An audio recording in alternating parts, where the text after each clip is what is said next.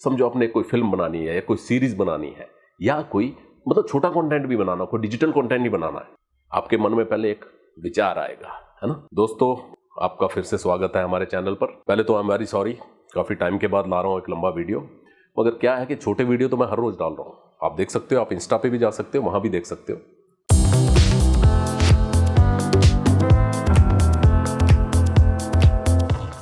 एक विचार आएगा कि अरे यार मैं क्या बनाऊंगा, मेरी हॉबी क्या है, मेरी दिलचस्पी किस में है, किस चीज को मैं अच्छे से बना सकता हूं। ये तो हो गया आपका जो डिजिटल कंटेंट के बारे में आप अगर सोचेंगे तो इस तरीके से सोचेंगे।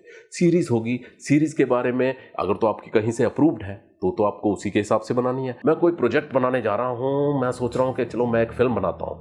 वो फिल्म बच्चों की होगी, बड़ों की होगी या यूथ की होगी।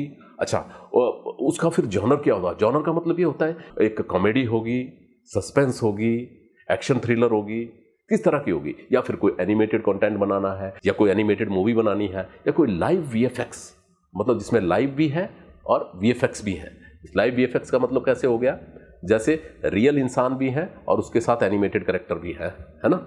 इस तरह की फिल्में भी आती हैं, हॉलीवुड की काफ़ी आती हैं, इंडिया में भी काफ़ी बनती हैं। जैसे विजुअल इफेक्ट्स होते हैं उसमें भी डाला जाता है ना, कोई हाथी आ गया, हाथी एनिमेटेड बना दिया, या कोई कैरेक्टर बना दिया। जैसे हम लोगों ने बिल्लू गेमर बनाई हुई है, बिल्लू गेमर के अंदर बिल्लू कैरेक्टर जो है वो एनिमेटेड कैरेक्टर है ना, और जो बाकी सारे हैं वो लाइव है। उसको कैसे कंबाइन करना है ना, इस तरह मतलब कोई भी आपके माइंड में एक थॉट आई, उसको बोलते हैं वन लाइनर। वन लाइनर क्यों बोलते हैं कि एक ही लाइन की थॉट आए, अरे हाँ यार एक कैरेक्टर था, है ना, वो कैरेक्टर किस तरह का कैरेक्टर रहेगा, अरे यार बड़ा मजाकिया कैरेक्टर है ना, वो क्या हर जगह किसी ना किसी के साथ छेड़खानी कर देता है, लेकिन है बड़ा होशियार, हर एक की हेल्प भी करता है, साथ में शरारती भी है और हेल्पफुल भी है। क्यों आया है वो, क्या चाहता है वो कैरेक्टर, किसके घर में आता है, किस लिए आता है, उसका पर्पस, सॉल्यूशंस, एवरीथिंग, वो सारी जो चीजें ना उसको अपने एक कंसेप्ट के पॉइंट ऑफ व्यू से लिख दिया।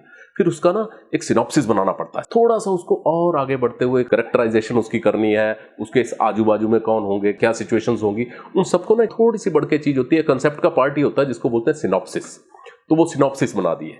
अब क्या हुआ, उस सिनॉप्सिस के अंदर पूरी डिटेलिंग आ गई। हाँ जी भाई, फिल्म किस चीज से रिलेटेड है, ये अपना सस्पेंस है, कॉमेडी है, थ्रिलर है, क्या चीज है, क्लियर होना चाहिए उसके अंदर कि हाँ भाई ये चीज है पर्टिकुलर, आपने वो लिख दी है। ओके, अब ये सिनॉप्सिस हो गए। तो पहला किससे शुरू किया हमने, पहला किया हमने स्टोरी लाइन से, एक वन लाइनर जिसको बोलते हैं। वन लाइनर बोलने को है, वैसे उसमें 2-4 लाइनें आ सकती हैं। उसके बाद आपका कंसेप्ट और ये पूरा सिनॉप्सिस आ गया। उसके बाद जो है आपकी स्टोरी का नंबर आता है, कहानी, एक्चुअल पूरी कहानी क्या है, उसको मतलब सिनॉप्सिस को आप इलेबोरेट कर रहे हो आगे। तो वो स्टोरी जो है वो, जैसे मैंने आपको बोला, 1 पेज की, 2 पेज की, 5 पेज की, 10 पेज की, जो भी है, पर उसमें हर चीज आ जानी चाहिए। देखो प्रोसेस होता है पूरा, किस तरीके से लिखना है, किस पॉइंट ऑफ व्यू से दिखाना है, कैसे कैसे होता है, एक्सप्लेनेशन देना है, हर कैरेक्टर की इंट्रोडक्शन होती है। जैसे आप फिल्म की बात करते हो तो हाई आता है ना, फिर हाई आने के बाद बीच में लो आ रहा है, फिर बीच में सडन हाई आ रहा है। वो सब हाईज लोज किस तरह से करते हैं वो भी मैं आपको समझाऊंगा, लेकिन अभी हम सिर्फ अपना ट्रैक नहीं छोड़ते हुए आगे बढ़ते हैं। हीरो है वो किस तरह से ऊपर आएगा, ऑडियंस के साथ कनेक्ट है वो कैसे होगा, वो सब चीजें हम उस पर लिखेंगे। अच्छी हैपनिंग क्या हो रही है, बुरी हैपनिंग क्या हो रही है, और किस तरह से कोई प्रॉब्लम आ गई है उसके आगे, तो उस प्रॉब्लम का सॉल्यूशन क्या है, और एंड में वो किस तरह से उसको प्रॉब्लम को सॉल्व करता है। लेकिन वो किस तरीके से होगी, किस जरिए से होगी, वो चीजों का सबको हमने ध्यान रखते हुए लिखना होता है स्टोरी में। अभी जहां तक मेरा सवाल है, मैं क्या करता हूं, जैसे सिनॉप्सिस लिख दिया, उसके बाद ना मैं ये अपना पॉइंट ऑफ व्यू से बता रहा हूं। जिस तरह से मैंने अपनी जो भी 12-15 फिल्में और कई सीरीज लिखी हुई हैं, कई वीडियोस बनाए हुए हैं, उनका मेरा पॉइंट ये होता है, और मैं मोस्टली वो रियल लाइफ से उठाता हूं ज्यादा। फिक्शन स्टोरी है या कोई है ना सस्पेंस की है या कुछ भी है, तो मगर मैं कोशिश करता हूं हर बार कि उसमें एक ऐसी चीज, ऐसा एलिमेंट डाला जाए जो उसका रियल लाइफ से कनेक्ट हो, ताकि लोग डायरेक्टली उससे कनेक्ट करें। और वो क्या होता है ना कि वो रियल होता है। जैसे कोई बंदा ही देखा ऐसा कि जो मजाक कर रहा था, कोई अजीब सी चीज बात कर रहा था, अजीब से तरीके से लहजे से बात करता, तो उस चीज को आप उसमें ऐड करते, क्योंकि वो तो एक आपने खुद देखी है ना, खुद एंजॉय किया हुआ है। तो मेरा भी यही होता है कि मैं रियल लाइफ के काफी सारे इंस्टेंसेस को लेता हूं, अब उसको उस स्टोरी के हिसाब से ढाल लेता हूं। ऐसा नहीं है कि वो पूरा का पूरा आप वैसे उठा के कर दोगे, अचानक स्टोरी कुछ चल रही है डाल कुछ दिया, ऐसा नहीं करना है। तो उस पॉइंट ऑफ व्यू से जब आप लिख दोगे उसको, पूरे की पूरी आपकी रेडी हो जाएगी, तो उसमें क्या करता हूं मैं कि जैसे समझो 15 पॉइंट लिख दिया, ऐसा हुआ जी, ये हुआ, फिर बीच में ऐसा हुआ, ये हुआ। अभी इनको मुझे इनकॉर्पोरेट करना, वो मैं अपना तरीका बता रहा हूं, हर राइटर का अपना तरीका होता है। जब मैं लिखता हूं तो इस तरह से मुझे कुछ ना कुछ एक्शन पॉइंट्स होते हैं, इवन एक्शंस जो होंगे वो भी मैं पर्टिकुलर लिखता हूं पॉइंट्स में कि ऐसा होगा, अच्छा उसने ऐसे किया तो वो घुमा कैसे, उसने रिएक्ट कैसे किया, वो भी मैं ओवरऑल जो होगा ना, स्टोरी लिखने के बाद ही होगा सब कुछ। जो ये चीजें वो बाद में आगे समझाता हूँ कि वो क्या होता है, स्क्रीन प्ले वगैरह आगे चीजें आएंगी ना, उसमें ये सब आएगा। लेकिन अभी मैं कह रहा हूँ कि शुरू में अपने माइंड में सेट करने के लिए मैं ये सब चीजें लिख देता हूँ, ताकि मुझे भूले नहीं, आगे मैं उस पॉइंट को इनकॉर्पोरेट कर सकूं, समझे ना। तो उस तरीके से हम लोग ये सारी लाइन बाय लाइन करते करते जो जो मैक्सिमम चीजें आती हैं वो करते हैं, विदाउट डेविएटिंग द स्टोरी।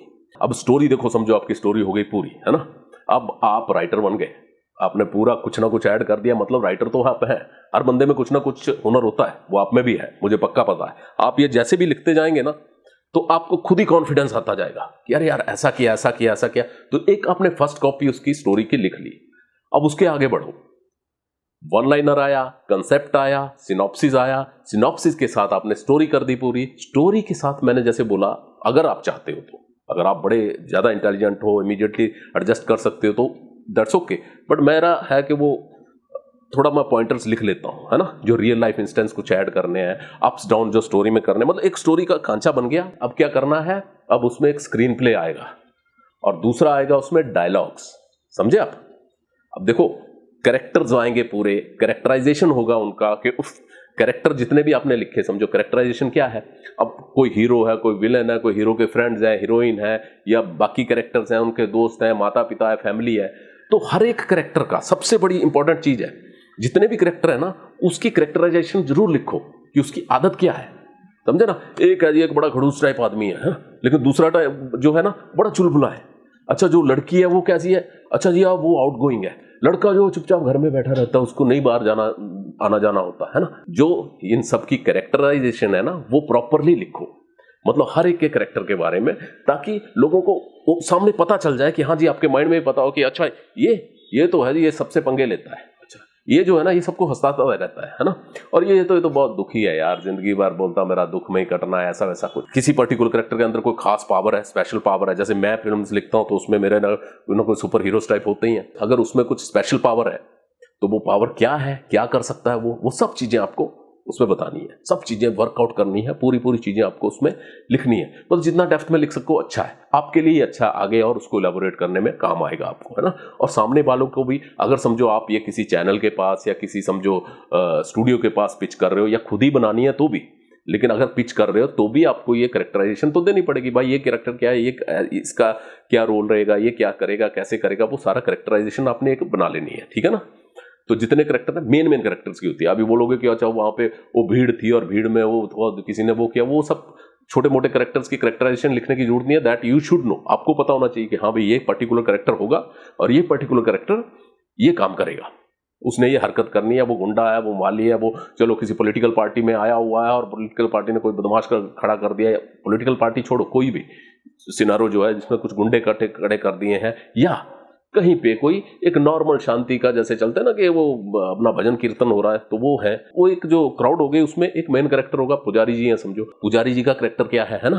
कोई किसी जगह का डॉन है, उस डॉन का कैरेक्टर क्या है, ये सब चीजें लिखनी है। जो मेन है मैंने पहले कर दिया, मेन विलन जो है या मेन डॉन है विलन, तो वो भी ठीक है। जितने भी कैरेक्टर्स हैं उनकी कैरेक्टराइजेशन तो आपने लिखनी है, लेकिन छोटा मोटा कुछ भीड़ है, ऐसे वैसे कुछ लोग आ रहे हैं, तो उसकी जरूरत नहीं है लिखने की, ठीक है ना। तो वो आपको माइंड में रखना है, उस हिसाब से क्या है। लेकिन मेन 5-6 कैरेक्टर तो ऐसे लिखने ही है, उस तरह से आप उसका पूरा डिटेलिंग में के साथ में पूरा बनाइए, है ना। कैरेक्टराइजेशन हो गई, क्लियर है। अभी कैरेक्टराइजेशन के साथ में जिसको बोलते हैं ना कि स्क्रीन प्ले होगा, फिर उसके डायलॉग्स होंगे, है ना, वो सब चीजें लिखी जाएंगी। स्क्रीन प्ले में आपके सारे एक्शंस आ जाएंगे, तो कहाँ पे था, कोई लोग थे, दिन था, रात थी, क्या टाइम था, है ना, किस जगह पे हुआ, किसने मारा, कैसे था, कुछ गाड़ी खड़ी थी सामने, लोग चले आ रहे थे, भागते हुए आ रहे थे, अचानक किसी ने उसको मुक्का मार दिया दौड़ के, या वहां से कुछ लोग आए इसको पकड़ने के लिए, तो उनका क्या चेजिंग हुआ, तो वो दिखाते हैं ना कि वो दौड़ते हुए आए, रात थी, पुलिस की गाड़ी का सायरन बजा, वो पुलिस की गाड़ी क्रॉस कर गई। इस तरह की जो भी चीजें, जो एक्शंस है ना, वो सब उसमें स्क्रीन प्ले पे लिखे जाते हैं कि ऐसा ऐसा हुआ। उसके बाद उसमें कहाँ पे हुआ, कैसे हुआ, वो सब डिटेल्स लिखी जाती है। मतलब प्लेस लिख दिया, सुबह थी, शाम थी, क्या था, क्या सीन था, आजू बाजू में कैसे थे। इन डेप्थ जाओगे तो हर जगह पे खड़े थे कि लेफ्ट में वो खड़ा है, राइट में वो खड़ा है, बीच में पूरे एक सिनारो में। Obviously director on the spot कुछ चेंजेस करता है लोकेशन के पॉइंट ऑफ व्यू से, लेकिन वो सब चीजें, ताकि आपकी लोकेशन क्या है, कितने लोग थे, कहाँ थे, किस सिचुएशन में थे, किस तरह से वो हर्ट हुआ, वो डिटेल्स में जितनी भी चीज़ें हैं वो बताई जाती हैं। मतलब स्क्रीन प्ले में हर चीज़ लिखी जाती है, सिचुएशन लिखी जाती है, कैसे है, किस तरह से है, सो दैट उसी हिसाब से वो प्लानिंग हो जाती है सीन की, है ना। फिर उसके अंदर आते हैं डायलॉग्स। अभी डायलॉग्स में क्या है कि डायलॉग सडनली जो किसी का अब फिल्म का पॉपुलर हो जाते हैं डायलॉग्स, तो कितने चलते हैं, शोले फिल्म के कितने अच्छे अच्छे डायलॉग्स हैं। इसी तरह से हर फिल्म में डायलॉग क्या है, जो आपने बोला स्क्रीन प्ले के साथ जाएगा।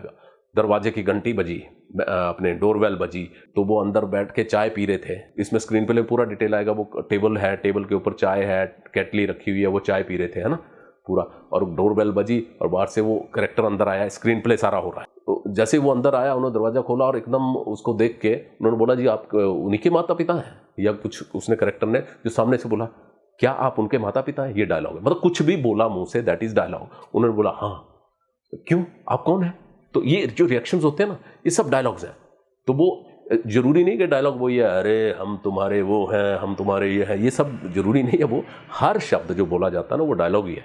क्योंकि मैं क्या बोल रहा हूँ, सामने वाला क्या कैरेक्टर बोल रहा है, जो हीरो है उसने क्या बोला, विलन ने क्या बोला, इवन साइड कैरेक्टर्स ने क्या बोला, ऑल आर डायलॉग्स, है ना। तो वो सारे लिखने पड़ते हैं डायलॉग्स।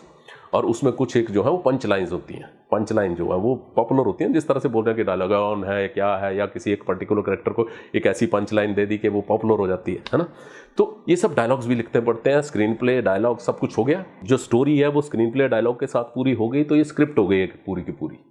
इसको स्क्रिप्ट बोल देते हैं, फिल्म स्क्रिप्ट, टीवी स्क्रिप्ट, जो भी है। अभी आपका प्रोजेक्ट रेडी है, आप इसको किसी को सबमिट कर सकते हो, है ना। पर उससे पहले एक बहुत इंपॉर्टेंट चीज़ होती है कि अगर कभी सबमिट कर रहे हो, वो अलग चीज़ हो जाएगी, स्टोरी अलग हो जाएगी एक्चुअली। तो वो क्या है कि उसमें फिर आपको बजटिंग वगैरह भी दिखानी पड़ेगी कि भाई ये कैरेक्टर हमने सोचे हुए हैं, है ना। वो सब चीज़ें आगे की इसका, ये क्या है, ये सारी चीज़ें क्या है, प्री प्रोडक्शन का प्लानिंग है सारा, समझे आप। हमने पहले वन लाइनर सोचा, है ना, एक थॉट आई, उसका वन लाइनर हुआ, उसको कंसेप्ट में डेवलप किया, सिनॉप्सिस में बनाया, पॉइंटर्स लिखे, उससे फिर स्टोरी डेवलप की, स्टोरी डेवलप हो गई है, तो फिर उसका स्क्रीन प्ले हो गया, डायलॉग्स हो गए, है ना, सिचुएशन वगैरह सब डाल के, और स्क्रिप्ट बन गई, ठीक है ना, पूरी की पूरी स्क्रिप्ट रेडी हो गई। बीच में कैरेक्टराइजेशन भी किया, है ना। तो ये सारा बनते बनते कैरेक्टराइजेशन, अब मैंने आपको समझा दिया कि हर एक का कैरेक्टर लिखना है, क्या है, किस तरह की हरकतें करता है, क्या उसके ट्रेट्स हैं, है ना, वो सब चीज़ें लिखनी है।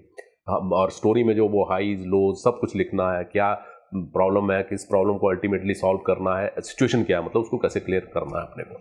तो वो उस तरीके से एक अच्छी स्टोरी, और उसका क्या जॉनर है वो भी ऑब्वियसली वो तो कंसेप्ट में डिसाइड हो गया, है ना, कि ये एक्शन थ्रिलर है, कॉमेडी है, सस्पेंस है, बच्चों की है, बड़ों की है, किस तरह की है, वो सब समझ में आ जाएगा, है ना। अभी फटाफट आप एक काम करो, इस चैनल को सब्सक्राइब कर लो, और मैं और भी बहुत सारी चीज़ें लाऊंगा। और मैंने कहा ना, जैसे कि बहुत जल्दी जब हमारी ये ऑडियंस बढ़ जाएगी, हमारे जब दोस्त बढ़ जाएंगे, ये फैमिली बढ़ जाएगी यूट्यूब की, तो मैं लाइव भी आपके साथ रूबरू हूँगा और लाइव आपके सवालों के जवाब दूंगा, ठीक है ना। सो तब तक के लिए अपना ध्यान रखिए। Thank you very much.